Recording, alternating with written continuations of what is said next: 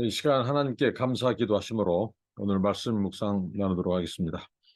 하나님 감사합니다.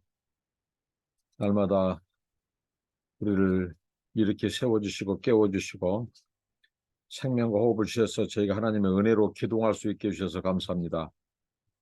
순간순간 하나님을 잊지 않게 하시고 하나님 말씀을 기억하며 순종하며 살 수 있도록 도와주시고 걸음걸음 함께하여 주시고 성령님께서 하나님의 말씀으로 세상을 이기고 또 순종하며 살 수 있도록 도와주옵소서. 예수님 이름으로 기도합니다. 아멘.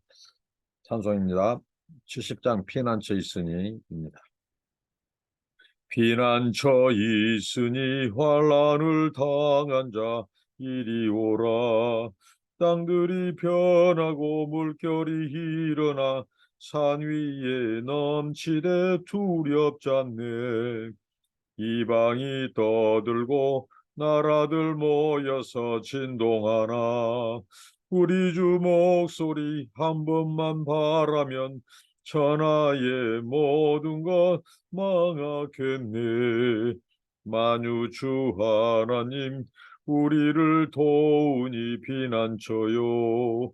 세상의 난리를 그치게 하시니 세상의 창검이 쓸데없네. 높으신 하나님 우리를 구하니 할렐루야. 괴로움이 심하고 환난이 극하나 피난처 되시는 주 하나님. 네, 하나님의 말씀은 욥기입니다. 욥기 4장입니다. 대만 사람 엘리바스가 대답하여 이르되 누가 네게 말하면 네가 실증을 내겠느냐? 누가 참고 말하지 아니하겠느냐? 보라, 전에 네가 여러 사람을 훈계하였고 손이 늘어진 자를 강하게 하였고 넘어진 자를 말로 붙들어 주었고 무릎이 약한 자를 강하게 하였거늘 이제 이 일이 네게 이름에 네가 힘들어하고 이 일이 네게 닥침에 네가 놀라는구나. 네 경외함이 네 자랑이 아니냐? 네 소망이 네 온전한 길이 아니냐? 생각하여 보라. 죄 없이 망한 자가 누구인가? 정직한 자의 끊어짐이 어디 있는가? 내가 보건대 악을 밭갈고 독을 뿌리는 자는 그대로 거두나니 다 하나님의 입기운에 멸망하고 그의 콧김에 사라지느니라. 사자의 우는 소리와 젊은 사자의 소리가 그치고 어린 사자의 이가 부러지며 사자는 사냥한 것이 없어 죽어가고 암사자의 새끼는 흩어지느니라. 어떤 말씀이 내게 가만히 이르고 그 가느다란 소리가 내 귀에 들렸었나니 사람이 깊이 잠들 즈음 내가 그 밤에 본 환상으로 말미암아 생각이 번거로울 때에 두려움과 떨림이 내게 이르러서 모든 뼈마디가 흔들렸느니라.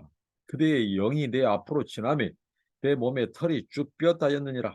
그 영이 서 있는데 나는 그 형상을 알아보지는 못하여도 오직 한 형상이 내 눈앞에 있었느니라. 그때 내가 조용한 중에 한 목소리를 들으니 사람이 어찌 하나님보다 의롭겠느냐? 사람이 어찌 그 창조하신 이보다 깨끗하겠느냐?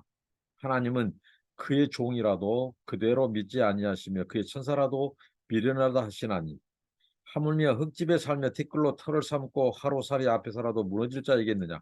아침과 저녁 사이에 부스러져 가루가 되며 영원히 사라지되 기어가는 자가 없으리라. 장막줄이 그들에게서 뽑히지 아니하겠느냐? 그들은 지혜가 없이 죽느니라.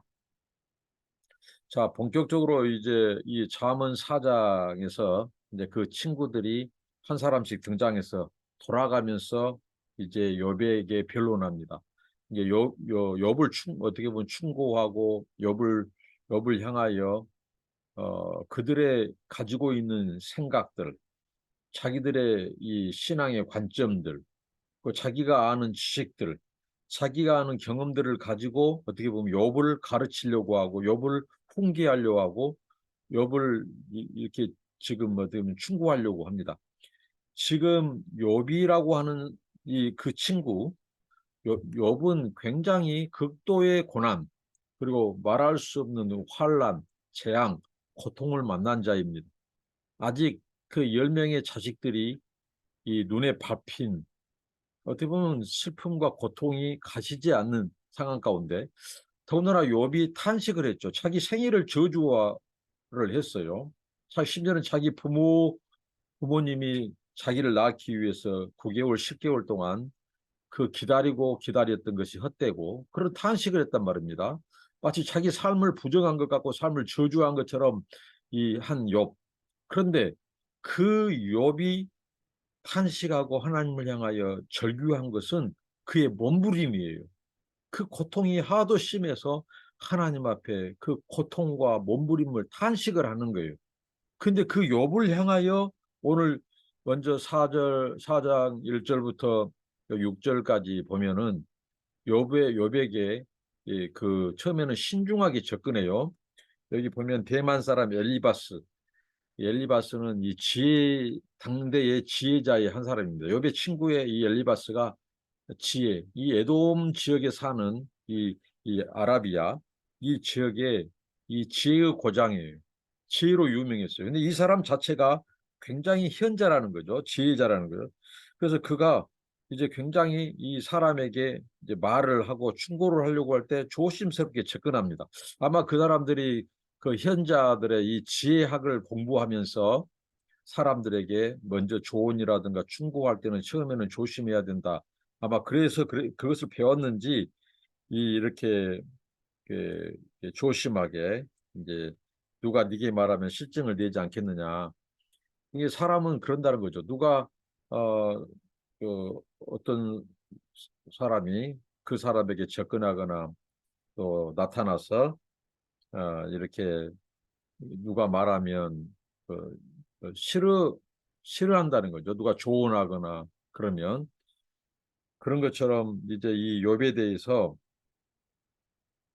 이제 그가 조심스럽게 접근하면서 욥의 관점을 바꾸려고 하는 거예요. 그러니까 욥이 이 자기 생일을 저주했죠. 그리고 자기 잉태된 것을 어떻게 보면 저주했습니다. 그것은 자기 속으로 불신앙으로 하는 그것이 아니라 그 고통을 가지고 하나님 앞에 어떻게 보면 탄식하고 울부짖는 그 욥의 모습이에요. 그런데 그걸 가지고 마치 욥, 너 원래 신앙의 사람 아니냐? 그리고 너가 주변의 사람들 여기 보면 손이 축 처진 자, 손이 늘어진 자를 강하게 하였다. 이것은 뭐냐? 이 어떻게 보면 질병, 병, 육신적으로 연약하고 병들고 넘어지는 자를 욥이 이전에 붙들어 줬지 않냐는 거예요. 너 그런 신앙의 사람이었고 또 환난을 당하거나 이렇게 질병을 가진 자, 연약한 자 있으면 네가 붙들어주고 위로도 해주고 했던 자인데 네가 이제 너에게 일이 닥치니까 네가 오히려 더 놀래는구나 하고 말하는 겁니다. 그러니까 그 엘리바스가 이걸 통해서 욥에게 지금 해주고 있는 말은 뭐냐면 욥의 관점을 바꾸려고 하는 거예요. 너 욥 옛날에 네가 사람들이 어려웠을 때는 훈계도 하고 상담도 해주고 위로도 해준 네가 정작 이런 고난을 환난을 당하니까 너 못 참아내는구나. 하니까 그 태도 네가 환난을 당한다고 신앙의 관점이 바뀌어 버렸구나 하고 엘리바스가 그 욥을 그 외행적인 것을 보고 판단해서 얘기한다는 거죠. 근데 욥은 지금 그 이 환란이 와서 신앙의 관점이 바뀐 것 아니에요. 그 고통이 극한의 그 상황 속에서 그 고통이 커서 하나님 앞에 탄식하고 절규하고 자기 생일이 없었더라면 오죽했으면 그렇습니까? 그 정도로 아프다는 거예요. 하나님 앞에. 우리 하나님 앞에 우리가 아플 때, 고통받을 때 하나님 앞에 탄식하고 절규하는 것은 불신의 모습이 아닙니다. 하나님 앞에 우리가 몸부림치는 것, 우리가 호소하는 것, 탄식하는 것, 절규하는 것, 시편 보십시오. 시인들의 탄식시, 절규시가 굉장히 많지 않습니까? 그런데 대뜸 엘리바스가 이 욥을 충고한답시고 하면서 욥에 너 바뀌어진 그 관점을 바꿔라. 이렇게 한다는 거죠. 욥은 관점이 바뀐 거 아니에요. 하나님을 향한 그 경외 그리고 믿음은 흐트러지지 않아요. 욥. 그런데 그 관점을 바꿔라고 이렇게 자기가 말을 한다는 거죠. 그 다음에 7절부터 11절에 또 이 엘리바스가 이렇게 욥에게 충고한다는 거죠. 뭐냐면 이 세상에 이 악한 자들이 형벌을 받는다. 그러니까 의인들은 형벌을 받지 않는다. 의인이나 정직한 자가 심판을 받은 적이 없다. 이렇게 그 논리를 말한다는 거예요. 이 논리는 무엇이겠습니까?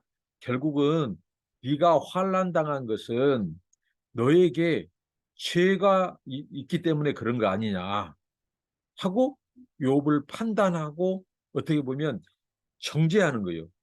인과응보의 사상이죠.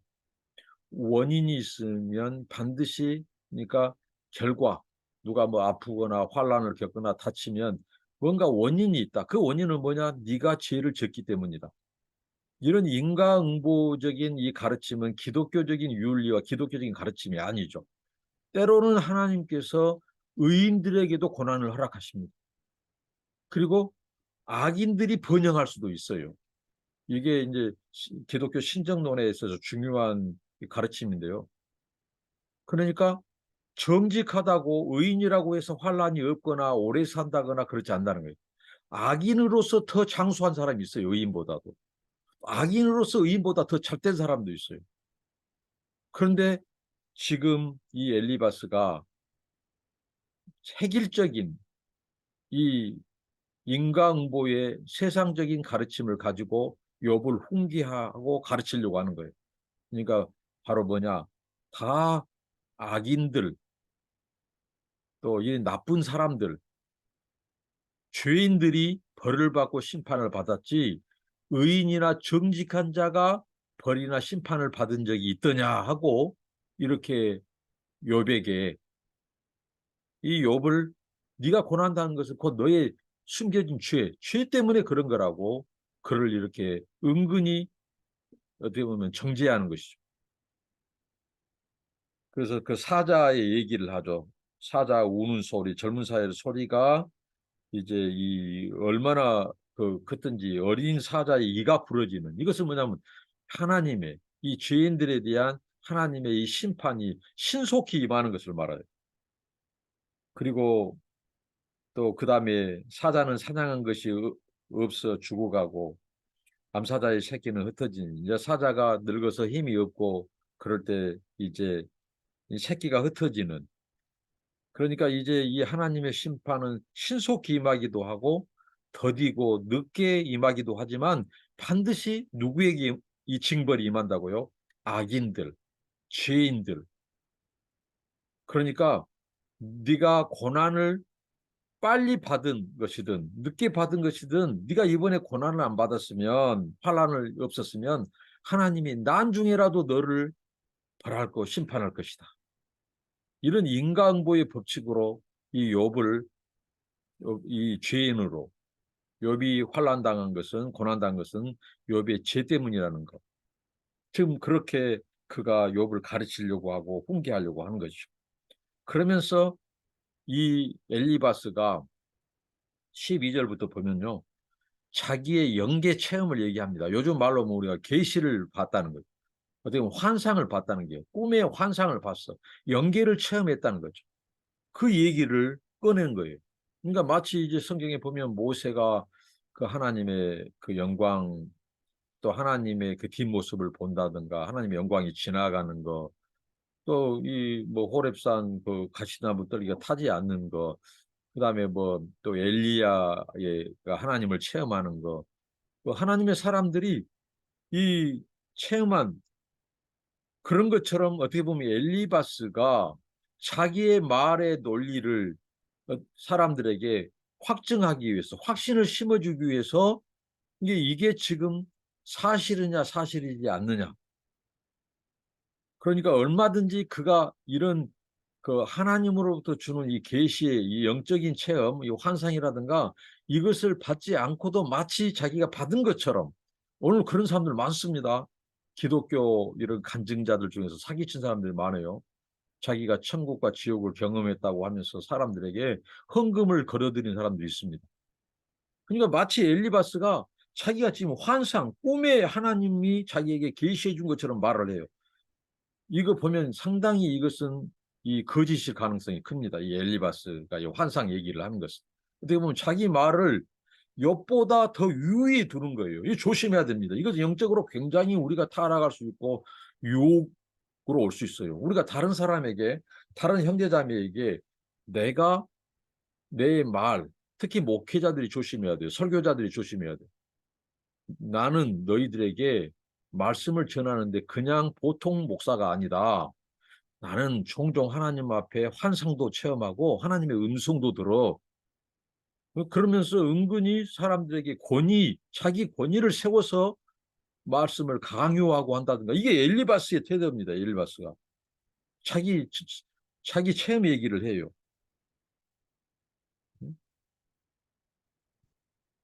에, 우리는 이런 것을 조심해야 된다는 거죠. 내가 다른 사람보다 더 신앙적으로 또 영적인 체험이라든가 이런 부분에 있어서 믿음이 더 크다, 뭐 깊다.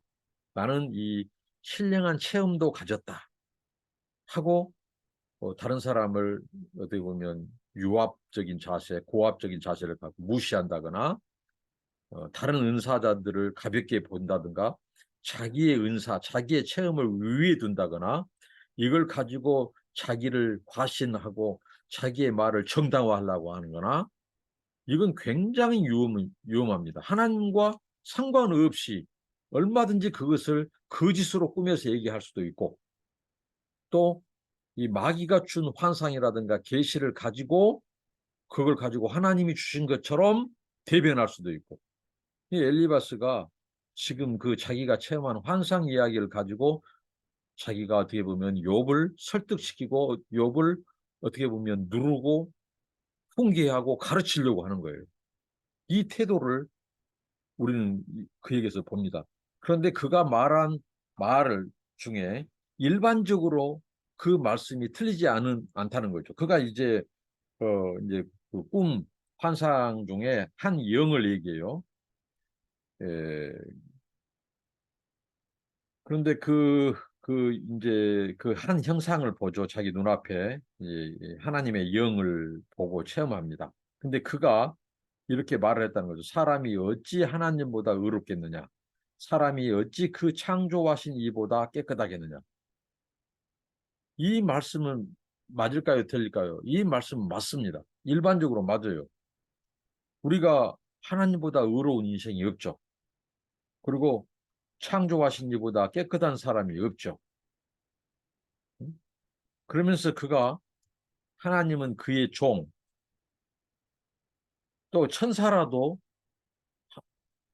종이라도 믿지 않고 천사라도 미련하다고. 그 다 하나님께서 하나님의 종, 또 천사라도 하나님의 부리는 종들이라는 거죠. 그들도 미련하다고, 천사도 하나님께서 미련하다고 한다는 거죠. 그런데 우리는 흙집에 살며 티끌로 살다가 하루살이처럼 가버린 인생이에요. 허무한 인생이라는 거죠. 그러니까 이게 전도자의 가르침 아닙니까? 그러니까 엘리바스의 이 말씀은 틀리는 말이 아니죠. 우리 인간은 정말 죽음이 찾아오고 허무하게 죽고 티끌처럼 돌아가고 그렇기 때문에 하나님보다 나은 것이 하나도 없다는 거죠. 하나님보다 의로울 수도 없고 창조하신 분보다 깨끗해질 수도 없다는 거죠. 네? 우리 인간이 하나님 앞에 어떻게 보면 내세울 거 아무것도 없고 비천한 것밖에 없다. 비참한 것밖에 없다는 거죠. 네? 그런데 이 말씀을 지금 엘리바스가 욥에게 하는 그 의도는 뭐냐면 바로 욥은 전혀 그런 모습과 태도가 없어요. 그런데 욥이 마치 하나님보다 자신을 의롭다고 여기는 것처럼 이 엘리바스가 얘기를 하고 있다는 거예요. 그러니까 엘리바스는 욥을 위로하러 왔지만 그 욥을 진심으로 위로하기보다도 그가 자기가 가지고 있는 신앙, 그다음에 자기가 가지고 있는 세계관, 자기가 가지고 있는 사람의 관점, 또 이 인간적인 경험, 이것을 동원해서 고난당하고 있는 그 욥을 정죄하고 너 의인은 환난이 없어. 네가 고난받은 것은 재앙을 만난 것은 너의 죄가 있기 때문이야. 그러니까 회개하라는 거예요. 회개하라. 그리고 하나님보다 어떻게 우리 인생이 의로울 수 있느냐. 자, 이 말을 꺼낸 것은 마치 욥이 하나님 앞에서 자기는 의인인 것처럼 죄가 없는 것처럼 그러니까 자기가 욥이 자기 생일을 저주하고 그랬다는 거죠. 그러면서 이 욥을 훈계하고 가르치려고 하는. 근데 이 신관이 어떻게 보면 어, 세속적인 신학이고 신관이라는 거죠. 당시에 이제 고대 근동에서 신들이 그들의 이 신관은 이것이었다는 거죠. 신들이 자기들이 규칙이라든가 지켜야 될 그런 것들을 신만이 가지고 있다는 거예요. 근데 그 신이 안 가르쳐 준다는 겁니다. 사람들에게. 그래서 그 신을 믿는 사람들이 그 신이 무엇을 원하는지, 왜 그 규칙이라든가 이런 것들을 가르쳐 주는데 안 가르쳐 주니까 사람들이 그 신에게 만족시켜 주지 못한다는 거예요. 충족하지 못한다는 거예요. 그러니까 신보다 어떻게 더 거룩하겠느냐? 어찌 하나님보다 의롭겠느냐? 사람이 어찌 그 창조하신 분보다 깨끗하겠느냐? 이게 바로 세속적인 신관을 엘리바스가 가지고 얘기한다는 거예요. 근데 하나님은 그를 믿는 자들에게, 종들에게 하나님의 말씀, 법, 계명, 율법을 주셔서 그 율법을 지키도록, 순종하도록 이렇게 하나님은 우리에게 주셨다는 거죠. 그런데 그 세속적인 그들의 신과는 그들의 신만 규칙과 율법을 가지고 있고 안 가르쳐 주니까 사람들이 그 신의 경지에 이를 수 없고 그 신의 원하는 것을 충족할 수 없다라고 하는 것이죠. 그러니까 이 엘리바스의 이런 신학, 이 관점은 이 성경적이지도 않고 그리고 신명기 28장의 말씀을 애곡되게 적용하죠.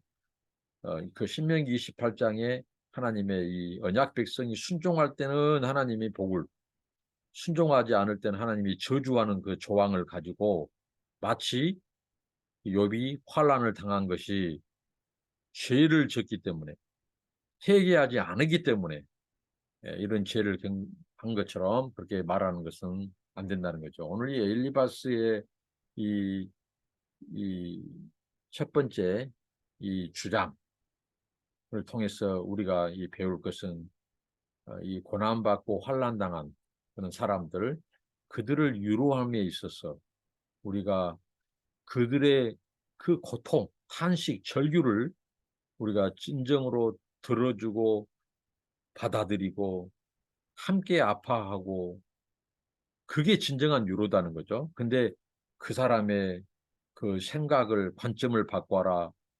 너 죄 때문에 그런 거 아니냐. 네가 하나님 앞에 하나님보다 더 의롭다 하고 어?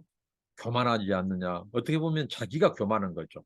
꿈 이야기를 그렇게 해서 자기가 마치 신적인 하나님의 계시를 받은 것처럼 그렇게 한다거나 사람을 지레 판단해서 욥은 그렇지 않은데 욥이 이 자기를 의롭게 하기 위해서 어? 그런 말을 한다고 그래서 친구의 아픔을 더 아프게 하고 더 고통스럽게 하는 그런 엘리바스와 같은 그 말이 아니라 진정한 유로자 그리고 남을 이해해 상처 있고 아픈 자들을 그들의 얘기를 듣고 그 진실을 들어주고 진정한 위로를 해주는 그런 우리 남을 가르치려고 하고 그래서 성경은 말하죠. 선생된 자들아 너희들이 가르치는 그것으로 더 판단받고 더 정죄받는다고 말하죠. 예, 함부로 선생되지 말라고 말을 합니다. 그러니까 우리가 정말 좀 성경 좀 안다고 또 신분이 목사다고 또 중직자다고 또 이렇게 함부로 그 얄팍한 그 지식 가지고 경우에 합당하지 않는 말, 아픈 자에게 더 상처받게. 하나님의 콧김, 하나님의 콧김은 그 바람이에요. 그러니까 이 하나님의 이게 욥은 여기 이 엘리바스가 이용하는 이 바람, 콧김 이게 다 어떻게 보면 이 바람과 관련해서. 근데 욥의 아들들이 바람이 강하게 불어서 기둥이 무너져서 죽었거든요. 근데 굉장히 아픈 자라는 거죠. 그런데 그렇게 자기 말을 정당하고 알아주기라고 하기 위해서 그런 식으로 그 형제가 아픈 것을 이해하지 않고 그 바람 이야기를 하고 하는 것은 지혜자가 아니라는 것이죠. 오늘 말씀을 통해서 우리 삶의 교훈과 실천이 있기를 바랍니다. 기도합니다. 하나님 감사합니다. 엘리바스의 그 첫 번째 말을 통하여 하나님 우리가 고통당하고 환난당한 자, 우리 이웃들에게 어떻게 그들을 대하고 말해야 되는지 하나님이여 이 말씀을 통해서 교훈을 얻게 하여 주시옵소서. 함부로 그들을 충고하거나 훈계하려 하거나 관점을 바꿔라고 요구하거나 그리고 죄 때문에 환란이 왔다고 정죄하거나 가르치려고 해서 설득하려고 하거나 그런 자세를 버리게 하시고 진정으로 아파한 자 그들을 어루만지고 위로하고 들어주고 함께 할 수 있는 그런 하나님의 사람들이 되게 하옵소서. 예수님 이름으로 기도합니다. 아멘. 감사합니다. 축복합니다.